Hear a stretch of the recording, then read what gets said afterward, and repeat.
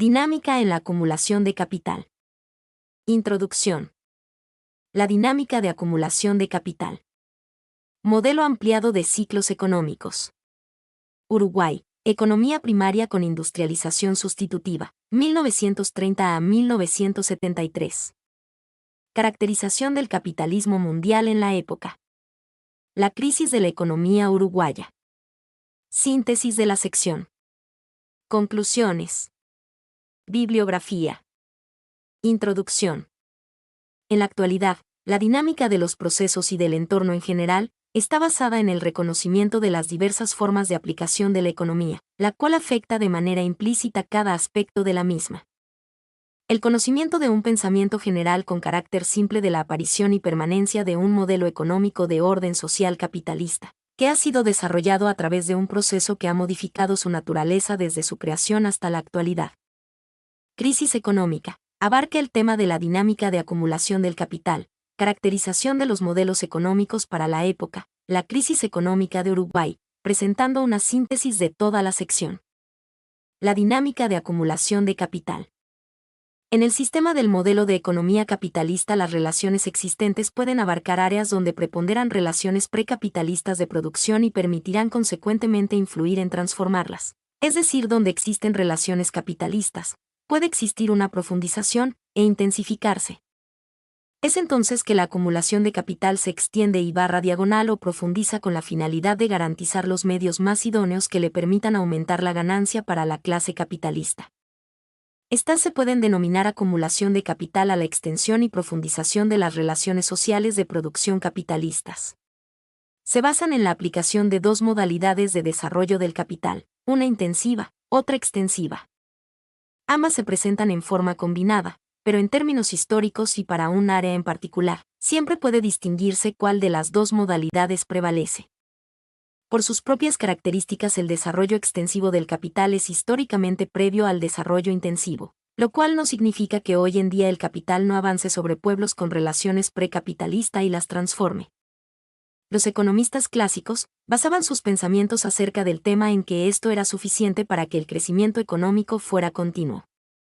La acumulación del capital es una teoría esencialmente respecto al proceso histórico relativo a la expansión del capital en sus diversas fases, que supone que la acumulación de capital de unos responde obligatoriamente a la explotación y consecuente pauperización de otros.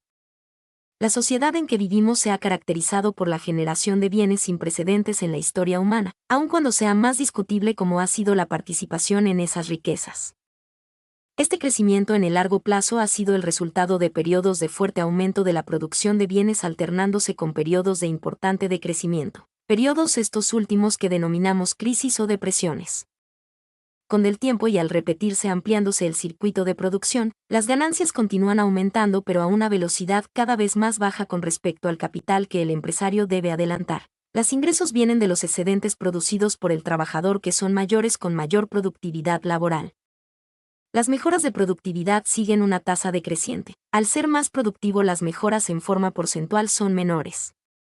El capitalista decide invertir parte de esa ganancia o toda para empezar el próximo ciclo. De esta manera el capital invertido crece, y así se acumula. Si hay una mayor cantidad de ahorro disponible, y más favorables sean las condiciones para inversión de ese ahorro, mayor será la productividad del trabajo y por tanto existirá margen para salarios más altos, al mismo tiempo que se abriría la posibilidad de producir a precios más. Así, del nacimiento del término acumulación de capital, otras palabras, tenemos dos efectos contrapuestos. Al inicio del ciclo de producción, el capitalista invierte determinada cantidad en materias primas, salarios, maquinaria, y al final del ciclo productivo, obtiene una cantidad mayor de dinero de la que invirtió en primer lugar. Ampliándose el circuito de producción, las ganancias continúan aumentando, pero a una velocidad cada vez menor con respecto al capital que el empresario debe adelantar. Las ganancias provienen de los excedentes producidos por el trabajador, que son mayores con mayor productividad laboral. Pero las mejoras de productividad siguen una tasa decreciente. A mayor productividad, las mejoras en forma porcentual son menores, logrando que la tasa de beneficio se reduce. Este descenso de la tasa de ganancias es compensado, en la etapa inicial del proceso, por el crecimiento del ciclo económico, que permite producir y comercializar más productos. La dinámica de la acumulación de capital, la búsqueda de menores costos totales, lleva al empresario a cambiar la técnica de producción invirtiendo en maquinaria. Esta inversión por una parte reduce la mano de obra necesaria para obtener el producto final. Si el empresario es el pionero en adoptar la nueva técnica de producción, obtendrá beneficios extras mientras el precio de venta se mantenga. Quienes consumen mayoritariamente, por su gran número en relación con los empresarios, los productos fabricados por las empresas, pero también lo son, considerados en general, ya que la desocupación implica por una parte la disminución de la cantidad de trabajadores que cobran un salario y tienen poder de compra. Por la otra, los trabajadores que continúan empleados ven reducidos sus salarios debido a un menor poder de negociación. Estos efectos amplifican la crisis pero no la han creado, siendo la causa original ha sido el proceso de cambio descrito que implica la disminución de la tasa de beneficio del proceso de producción en general. Modelo ampliado de ciclos económicos. La dinámica actual de la vida económica en el orden social capitalista no tiene un carácter simple y lineal, sino más bien complejo y cíclico. Al hablar hablamos de ciclos en la economía, nos referimos generalmente a los ciclos de la actividad cuya duración de 7 a 11 años. Es evidente que estos movimientos no son el último tipo de ciclos económicos. La dinámica de la vida económica es complicada y pueden durar muchos años más. En este sentido, los ciclos económicos o fluctuaciones cíclicas de la actividad económica pueden definirse como las oscilaciones de la expansión a la contracción de la economía, que ocurren entre crisis sucesivas. El modelo básico se basa en la consideración de que toda la producción de un país o sociedad dada en un periodo determinado se ha agregado en un solo producto. Para esta agregación se puede decir que está hecha sobre una base monetaria, con lo cual la suposición de la teoría se acerca a la realidad del sistema capitalista. La diferencia de los sistemas que antecedieron, el sistema de economía capitalista presenta una gran dinámica que solo puede ser descrita mediante modelos donde el cambio en el tiempo tiene una gran importancia. Los economistas clásicos distinguieron los diferentes procesos dinámicos que caracterizan la economía capitalista. Para los economistas clásicos, el largo plazo es caracterizado como un dinámico y turbulento proceso en el cual la movilidad de capital entre las industrias tiende a ecualizar la tasa de ganancia entre los diferentes sectores fundamentales, tal como hemos descrito en el capítulo primero de la sección, resultado fundamental para el desarrollo de nuestro modelo. En cuanto a la tendencia secular, a pesar de que es a la baja, la tasa de beneficio a largo plazo traza ciclos en su evolución que son el origen de fases expansivas y fases depresivas de la economía. Los ciclos económicos son fluctuaciones del nivel de actividad económica general que ocurren en todas las naciones que organizan el proceso de la producción basándose en diversas empresas. En relación a lo ya establecido, el ciclo económico consiste en periodos de aumentos del nivel de actividad económica, expansiones, que ocurren aproximadamente al mismo tiempo en muchos sectores económicos, seguidos por etapas de caídas del nivel general de actividad, recesiones, que se funden con la fase de expansión del ciclo siguiente. Los máximos relativos del nivel de actividad económica se denominan picos, mientras que los puntos de actividad relativa mínima se designan valles. Ambos puntos, picos y valles, se denominan puntos de giro de la economía y constituyen el ciclo económico o ciclo de referencia. Los ciclos económicos reales de equilibrio establecen que las fluctuaciones de la producción y del empleo son el resultado de toda una variedad de perturbaciones reales que afectan a la economía, suponiéndose que los mercados se ajusten rápidamente y permanecen siempre en equilibrio.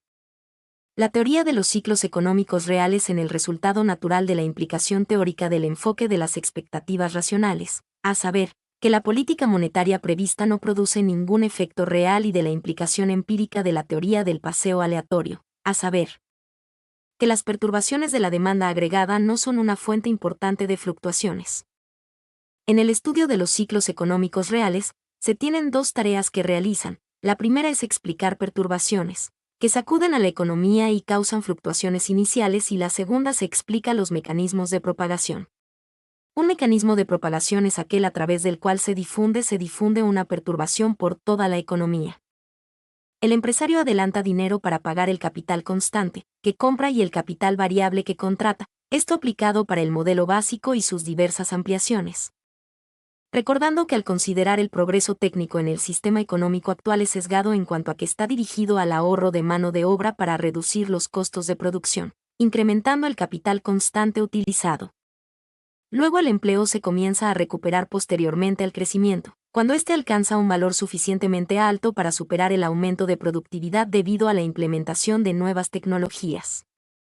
El comportamiento de la economía capitalista es un modelo que caracteriza con sencillez aun cuando no sea una perfecta descripción de la compleja realidad del sistema. Sin embargo, los ciclos económicos son irregulares, tanto en su duración como en el grado en que la producción efectiva se aleja de la producción potencial, pero hay unos elementos comunes que se encuentran en todo ciclo económico. Elementos comunes a todo ciclo económico son: depresión. Es el punto más bajo del ciclo económico. Durante la depresión, la demanda agregada determina un equilibrio por debajo de la capacidad productiva de la economía. Recuperación o expansión.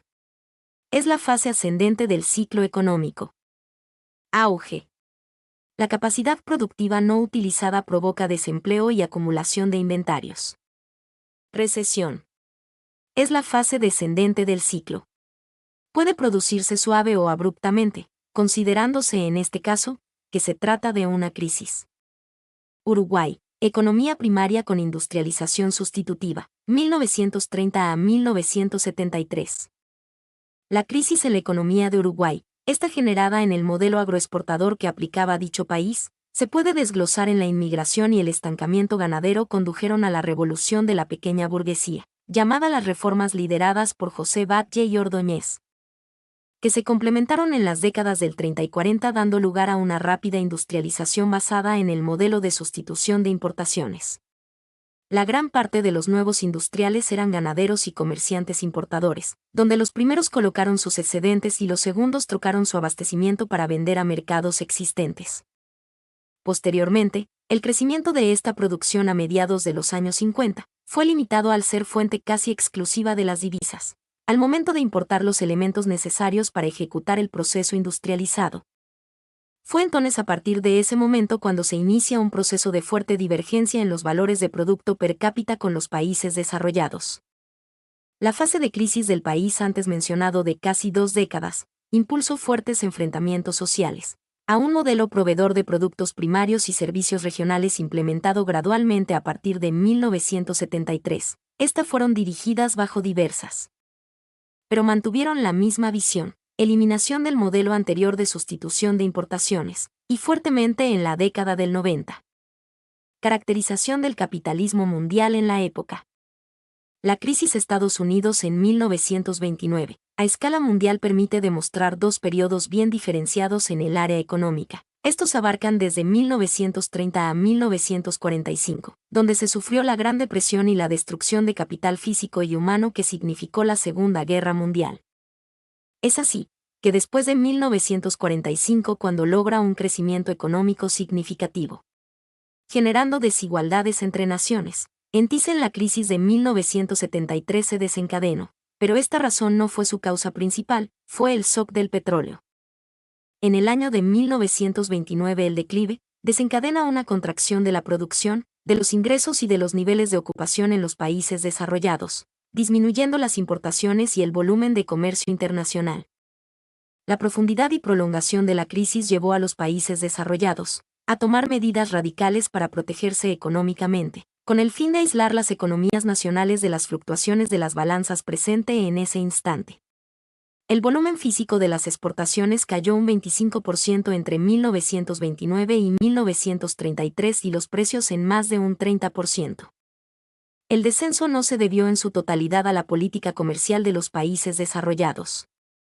En general se presenta un hecho característico en muchos países del resto del mundo, esto demostrado cuando comenzaron una política de desarrollo industrial, disminuyendo su dependencia de los productos manufacturados de Europa, como consecuencia tardía del aislamiento en que se encontraron durante la guerra y la inmediata posguerra.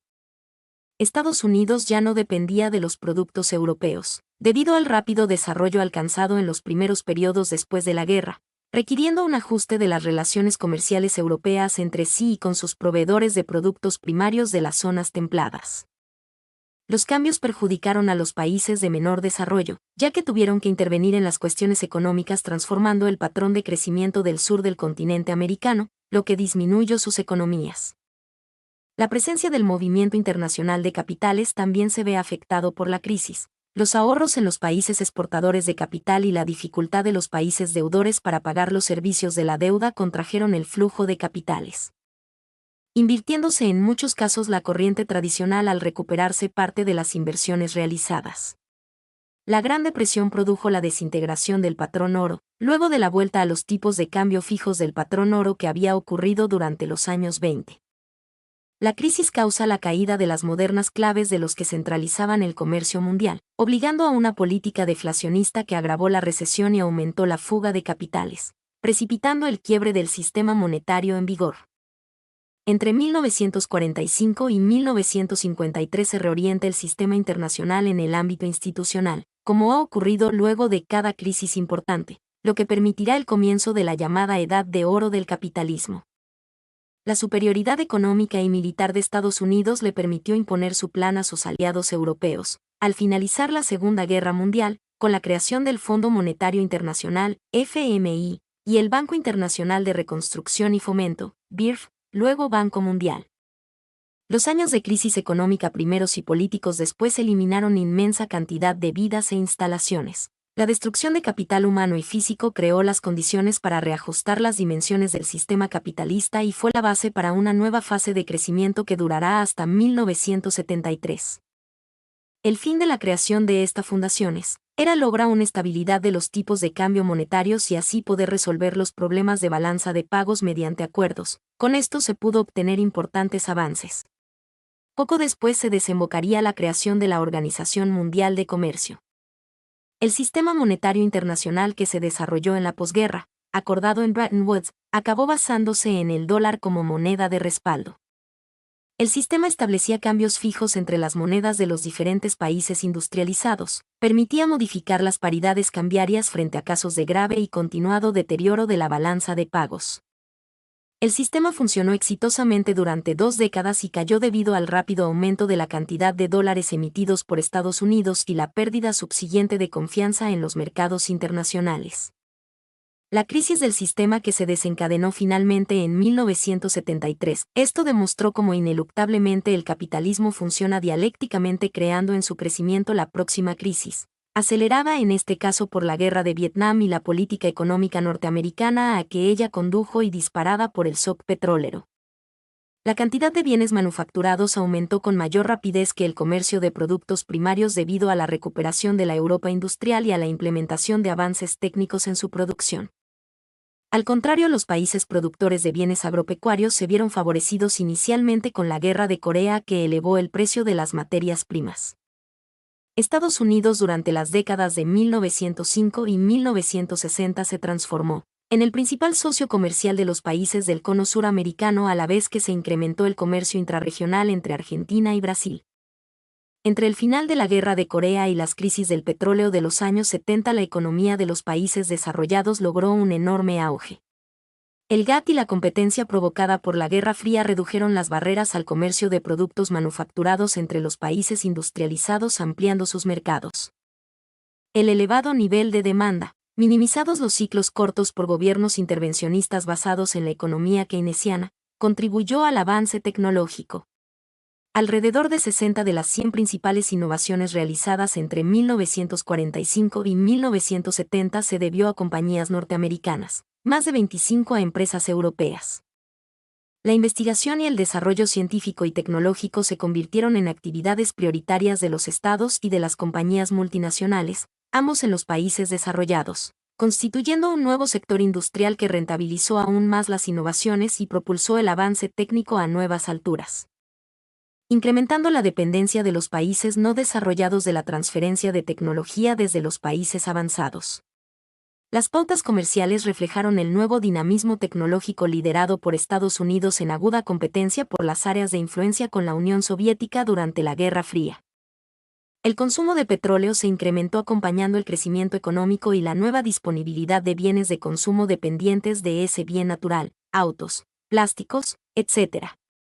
El mercado común europeo introdujo la mayor divergencia entre los países industrializados, como consecuencia de estos hechos.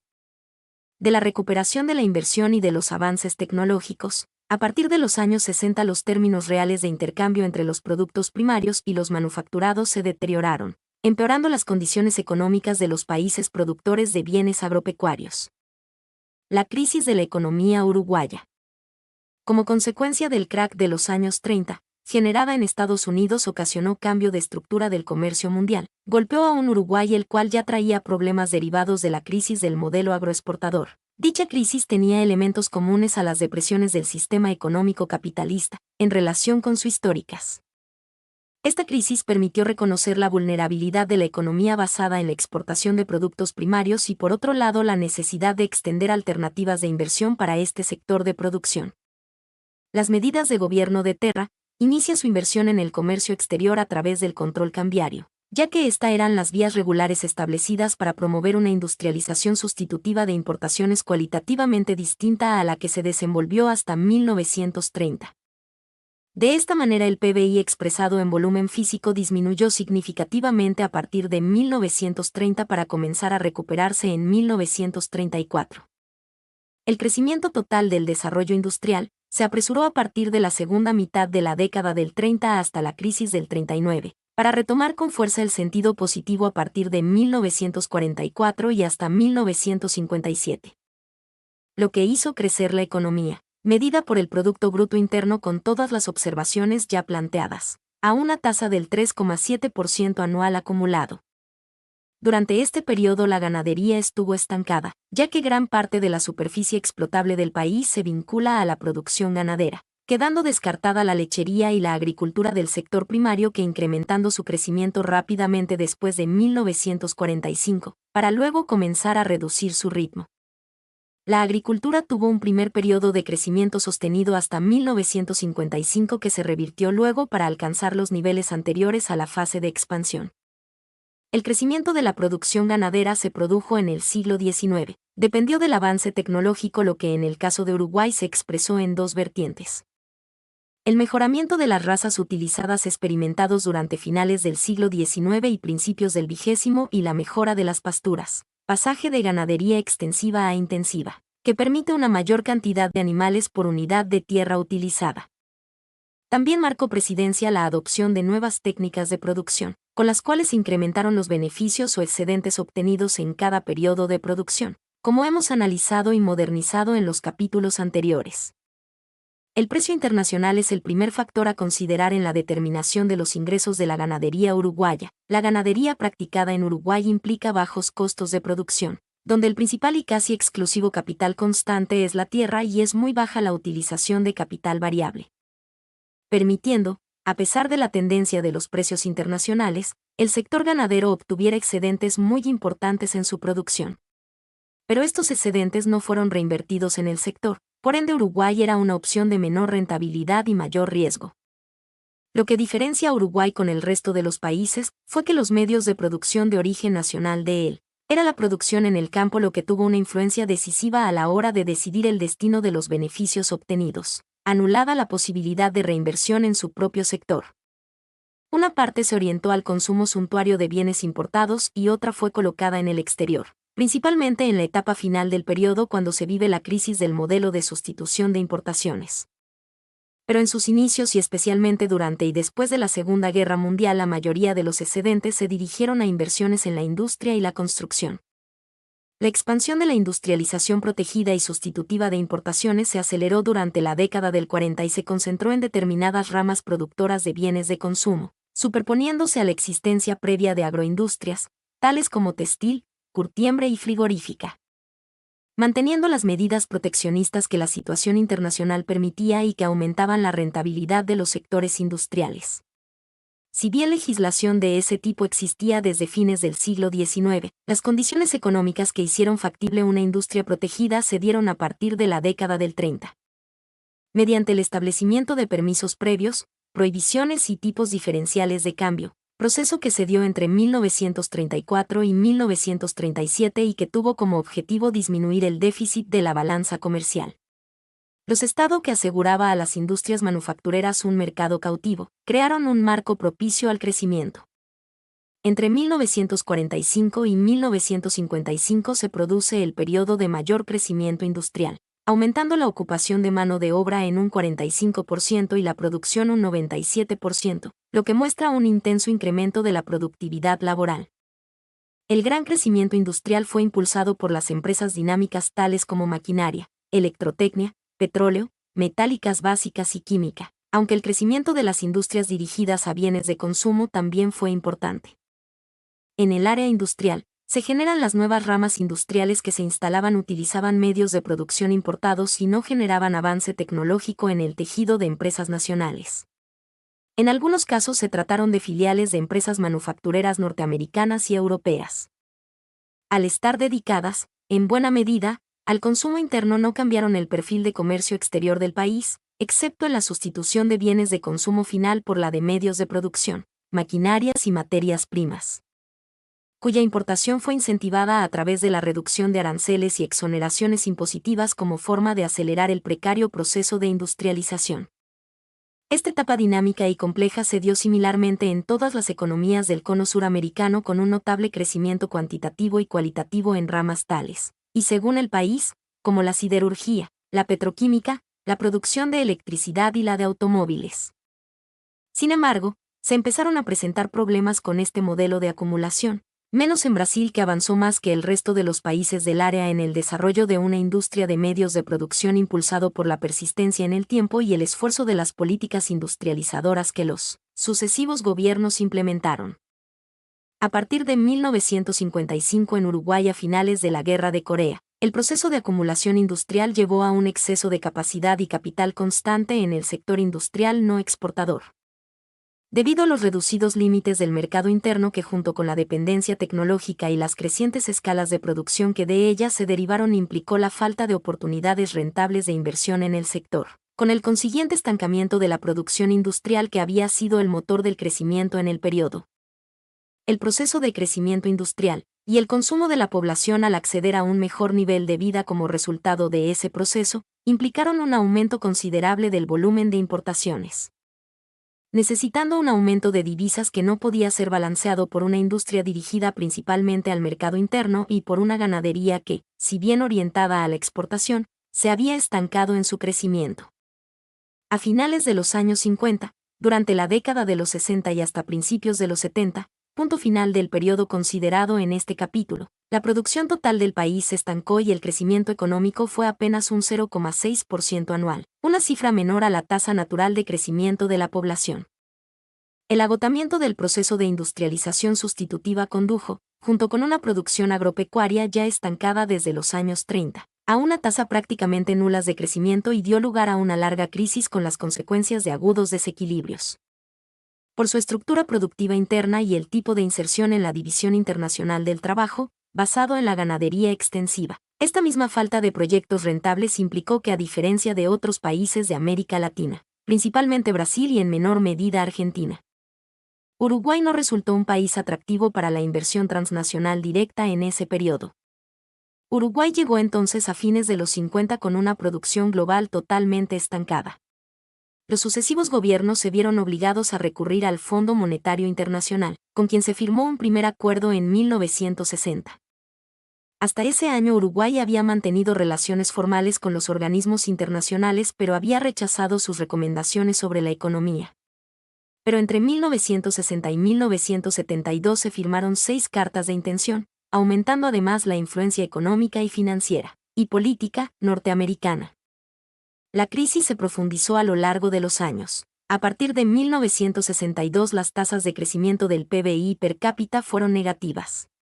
La tasa de inversión bruta se situó apenas por encima del 10%. La inflación comenzó a crecer gradualmente hasta llegar a valores superiores a los 3 dígitos en 1968. Las tasas de desempleo, a pesar de ser amortiguadas por una fuerte migración que se inició en la primera mitad de los años 60 y que involucró hasta 1975 al 11% de la población total, alcanzaron valores del 8% inédito para el país luego de la Segunda Guerra Mundial. La carencia de opciones laborales también llevó a un crecimiento de las actividades no productivas. Cabe señalar que el sector agropecuario mostró una baja y descendente importancia como fuente de trabajo. Como en otras grandes crisis del sistema capitalistas, El mecanismo restaurador estará dado por la disminución del salario real y de la composición orgánica del capital. A partir de 1968 comienza a desarrollarse un proceso de transformación de la estructura política y del Estado cuya culminación es el golpe militar de 1973, que posibilitaría una política represiva. Síntesis de la sección. El sistema económico es la continua ampliación del alcance de su funcionamiento evidenciado en la actualidad, incorporando nuevas zonas de economías atrasadas a su pujante sistema económico. Históricamente se puede hablar con propiedad de crecimiento económico cuando el sistema feudal deja lugar a la nueva economía capitalista. Se hace referencia a las crisis profundas del sistema, que ocurren en periodos más largos que aquellas de mayor frecuencia debidas a ajustes de inventarios para compensar demandas y ofertas o capacidad instalada y oferta. El empresario incorpora progresivamente nuevas técnicas de producción que implican mayor inversión en capital constante y menor trabajo actual, con la finalidad de bajar sus costos para obtener mayores ganancias y para competir. En cada rama industrial y en la economía, no necesariamente al unísono pero sí tendencialmente, la tasa de beneficio tiende a disminuir aún, y debido a, en periodos de rápida acumulación. Se pudo establecer que a medida que la tasa se reduce cada vez es menos conveniente reinvertir en la producción, ya que hay pocas posibilidades de obtener un retorno para la inversión. El dinero se retiene en colocaciones bancarias o crece la inversión financiera especulativa, por lo que desaparece la inversión productiva. Cae la demanda de inversión y con ella la de consumo. El empresario comienza a producir menos y por tanto contrata menos mano de obra, compra menos materia prima y no actualiza sus técnicas de producción, todo lo que lleva a un aumento de la desocupación. La disminución de la demanda, la de inversión y la de consumo, provoca la pérdida de rentabilidad de otras empresas que no estaban inicialmente afectadas por la crisis. Se produce una caída de los precios y de los volúmenes comercializados que disminuye los beneficios de estas industrias y aumentan la gravedad de la crisis. Adicionalmente, el sistema de créditos es minado por la alta exposición al riesgo que se produce, contrayéndose y amplificando la crisis. El sistema monetario estalla incrementando el caos económico y social. Los efectos de la crisis son variados, pero todos ellos restituyen rentabilidad a los negocios, lo que conduce a un nuevo periodo de crecimiento. Disminuye el capital constante debido a la depreciación y mejora la rentabilidad, dando lugar a la posibilidad de nueva inversión. La nueva demanda de inversión provoca la suba de la tasa de rentabilidad en otros sectores industriales. El marco institucional cambia. Tanto el Estado redistribuye sus ingresos favoreciendo al capital privado como los empresarios cambian su forma de hacer negocios hacia maneras más eficientes o cambian de ramas industriales hacia las más prometedoras en la nueva situación, etc. Los empresarios que sobreviven a la crisis y otros nuevos que se incorporen desde el exterior comienzan un nuevo periodo de expansión, motivado por la recuperada rentabilidad a que lleva los cambios descritos. La fase expansiva impulsa el crecimiento de la economía en la medida de que el circuito de producción se repite. Las fases de expansión, 1760 a 1800, 1848 a 1873, 1893 a 1929, 1941 a 1973, se alternaron con depresiones de similar duración, 1800 a 1848, 1873 a 1893, 1929 a 1941. Por medio del progreso técnico, sesgado al ahorro de mano de obra, sobre la tasa de beneficio que se reproduce la dinámica de la economía así como se toman en cuenta los efectos restauradores de las crisis postulando una función de productividad del capital escalonada. En el modelo presentado, la salida de la crisis se produce por un aumento de la productividad del capital debido a la depreciación de los medios de producción, la destrucción física del capital de las empresas que van a la quiebra y la concentración y centralización de empresas, todo lo cual comienza a recuperar la tasa de beneficio de las empresas. En las economías reales, la salida de la crisis se ve además facilitada por la disminución del salario real que se produce por la pérdida de capacidad negociadora de los trabajadores debida a la alta desocupación, tal como ocurrió en el caso uruguayo que se describió en el capítulo 3 de la sección. Uruguay desde principios de los años 30 cambió su estructura económica con la aparición de una industria protegida, principalmente sustitutiva de importaciones, que impulsó el crecimiento a la vez que mantenía una base ganadera en proceso de estancamiento. La ganadería extensiva era el sector en cuya producción el país platense se especializaba y por el que generaba excedentes, en parte apropiados por empresarios extranjeros en la comercialización, en parte retenidos por los propietarios ganaderos pero que no tenían posibilidad de ser reinvertidos con rentabilidad en su propio sector. Entre 1945 y 1955 se obtuvieron altas tasas de crecimiento en la economía nacional. El proceso de acumulación generó un exceso de inversión en capital constante, específicamente capacidad industrial, sin desarrollar en el caso uruguayo una industria propia de medios de producción, por lo que la dependencia de la tecnología extranjera se incrementó. A la vez que el otro sector importante de la economía, la ganadería, continuó estancada y sin posibilidades de inversión rentable. Si bien otros sectores agropecuarios crecieron, su peso continuó siendo menor en la estructura económica nacional. La caída de la rentabilidad industrial implicó la detención del proceso de inversión en la industria. Los capitales acumulados en el interior del país comenzaron a ser transferidos al exterior al no encontrar oportunidades de ganancia en los sectores económicos existentes ni desarrollarse otros nuevos. Cesó el crecimiento de la producción, disminuyendo la ocupación y aumentando la inflación hasta valores que Uruguay desconocía en su historia reciente.